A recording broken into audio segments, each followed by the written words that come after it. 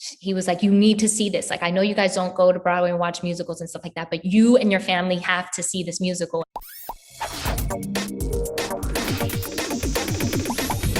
So, hi guys, I'm Carla from Cineworld Cinemas here in the UK. We can't wait to bring this film onto the big screen in the UK cinemas. Lights up on Washington Heights, up at the break of day. I wake up and I got this little punk I gotta chase away. Pop the grate at the crack of dawn, sing while I wipe down the awning. Hey y'all, good morning. So it's so lovely to meet you guys. First question is, thanks you. First question is for Melissa. So I read that you were really excited about the musical in the first place, and you must be so excited to be part of it. How did you kind of get involved with this to get this role, and how excited were you when you found out that you got it? Oh my God, can you imagine that I'd been praying, literally praying at night to play Vanessa since I was 17 when I first saw it on Broadway. You made all of this? This is me. They used to say, if you work hard, you live by the rules, the money will come, the things will come. That was one of my dream roles, along with Mimi and Rent and Ben Land Spring Awakening. I had like my roles that I was like, I want to play these roles on Broadway, and Vanessa was one. And I started auditioning while I was in college, actually, for every time that they held open calls for, you know, replacements of any of Broadway, of tours, I would be there. Never ever got a call back, never ever anything.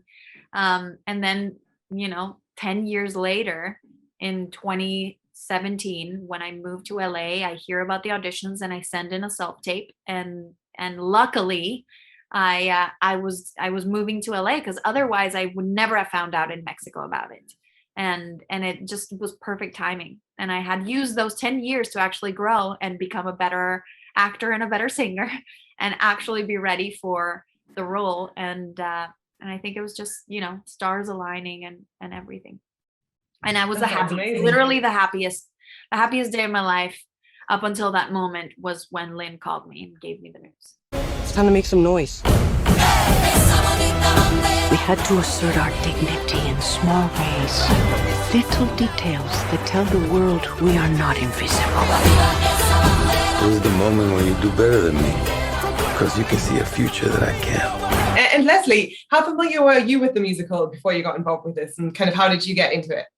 So I always say I got to fall in love in the deepest way and feel the power of the validation of this story through watching my friends play it, because I never got to see it on stage. And so it was really cool that I got to know this story in a deeper way while we were unearthing it, because we, you know, had the privilege of creating it and immortalizing it. You ready?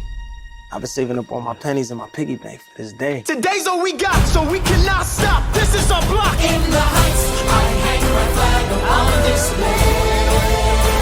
display. Cheers. I was feeling all of that, you know, like the discovery of it all in a way deeper way throughout shooting all summer long.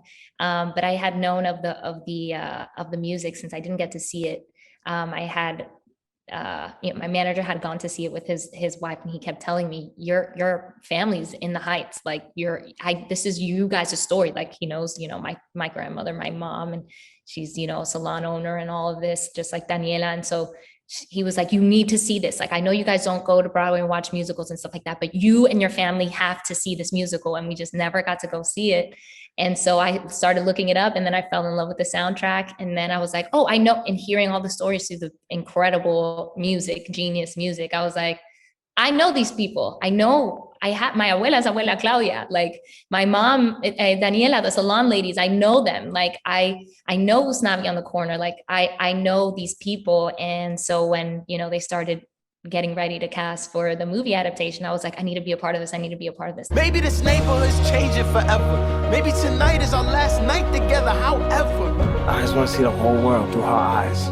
They're talking about kicking out all the dreamers. I feel like Nina, like I felt like Nina so much in my life, and have had so many experiences that have made me feel like she feels. So I just knew I wanted to be a part of it so bad, and it did. Just like, you know, like Mel was saying, it was the happiest day of my life, changed my life, my outlook on life and myself, and being able to be a part of this.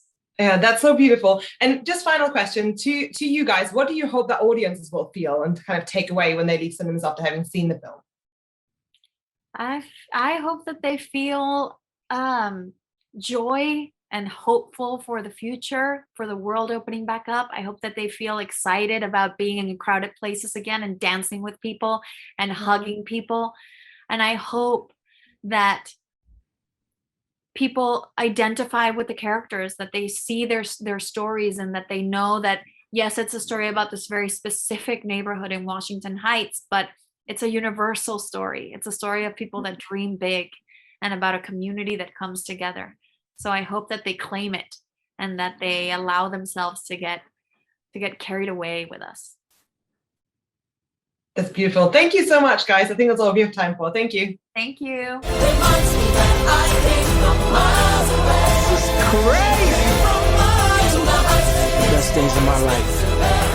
And I built my little dream, my sueñito. In the heights. The late nights, you taste beans and Here. rice. The